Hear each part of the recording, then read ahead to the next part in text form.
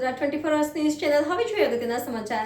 વડોદરા શહેરમાં સ્માર્ટ મીટરની સમસ્યા દિવસે ને દિવસે વધુ વકરી રહી છે। લોકોમાં સ્માર્ટ મીટરને લઈને ખૂબ આક્રોશ જોવા મળી રહ્યો છે અને આ સ્માર્ટ મીટરોમાં ખૂબ છબરડા પણ જોવા મળી રહ્યા છે। વડોદરાના નિઝામપુરા વિસ્તારમાં આવેલા અવનીશ એપાર્ટમેન્ટમાં 15 જેટલા ઘરમાં સ્માર્ટ મીટર લાગ્યા છે। જોકે સ્માર્ટ મીટર લાગ્યા પછી કોઈને 54,343, કોઈને 37,891 તો કોઈને 26,006 રૂપિયા બિલ ભરવાનું બાકી બતાવે છે। આ છબરડો છે કે ખરેખર લોકોને આટલા મોટા બિલ ભરવાના બાકી છે તે તો MGVCL જ જાણે, પણ આટલા મોટા બિલ જોઈને લોકોના પગ નીચેથી જમીન સરકી ગઈ હતી। સ્થાનિક સજ્જનસિંહ રાઠોડે જણાવ્યું હતું કે અમારે ત્યાં 24 એપ્રિલથી સ્માર્ટ મીટર લાગ્યા છે અને અત્યાર સુધીમાં હું 5,800 રૂપિયાનું રિચાર્જ કરાવી ચૂક્યો છું અને ગઈકાલે તો MGVCLની એપ્લિકેશનમાં 54,000 રૂપિયા માઇનસમાં બિલ બતાવે છે, એટલે કે મારે 54,000 રૂપિયા ભરવાના બતાવે છે। મારે જ નહીં પરંતુ અમારી સોસાયટીમાં કોઈને 36,000 અને કોઈને 26,000 રૂપિયા બિલ ભરવાનું બતાવે છે અને ગઈકાલથી તો રિચાર્જ કરવા માટેની એપ્લિકેશન પણ બંધ થઈ ગઈ છે। તો અમારે રિચાર્જ કેવી રીતે કરવું? ગમે ત્યારે લાઇટ બંધ થઈ જાય તો શું કરવું?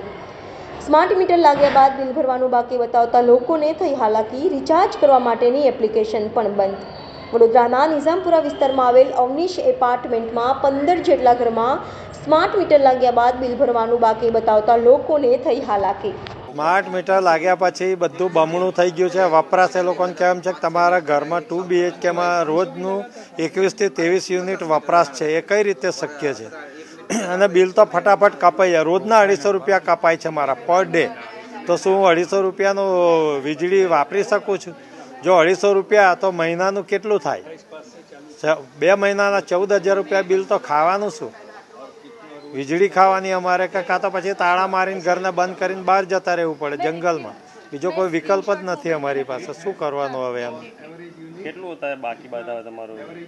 અત્યારે બાકી કાલે એવો મેસેજ કે 54,300 રૂપિયા બાકી છે, 356 કેવું કંઈ છે, એ માઇનસમાં છે અને અમને બધાના અમારા ફ્લેટમાં બધાને એવી રીતે મેસેજ મળ્યા છે। કોઈના 36,000 છે, કોઈના 37,000 છે, કોઈના 26 છે। જો આવી રીતે માઇનસમાં બતાવતા તો પછી કાપતા બી તમે એ રીતે જ હશે ને, ગણિત વગરનું। જ્યારે તમે માઇનસમાં 54 બતાવતા હોય તો તમે બિલ કયા હિસાબે કાપો લોકોના? એ રીતે જ કાપતા હશો ને। શું ડિમાન્ડ છે તમારી? ડિમાન્ડ કશું નહીં ભાઈ, સ્માર્ટ મીટર લગાવવાનો વિરોધ નહીં, પણ એ જે રીતે જૂના મીટરો ચાલતા હતા એ રીતે રીડિંગ આવવું જોઈએ।